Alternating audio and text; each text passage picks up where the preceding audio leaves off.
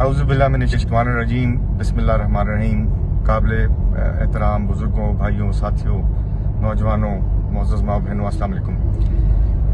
मैं बस अभी ये लॉन्ग मार्च से उधर जहाँ पर डिसीजन हो रहा था कि किस तरह हमने क्या रूट लेना है, वहाँ से होके आ रहा हूँ। और मैं इसमें यही बताना चाहता था अपने तमाम तर डिस्ट्रिक्ट वज़ीराबाद के काबिल एहतराम लोगों को कि जिस तरह के आपको नज़र आ रहा है कि एक इनक्रेडिबल किस्म का बहुत ही ज़्यादा रिस्पांस आ रहा है माशाल्लाह तमाम तर लॉन्ग मार्च को। खान साहब का नज़रिया जो है हकीकी आज़ादी का, वो हम सब का नज़रिया है और बहुत कामयाबी मिल रही है।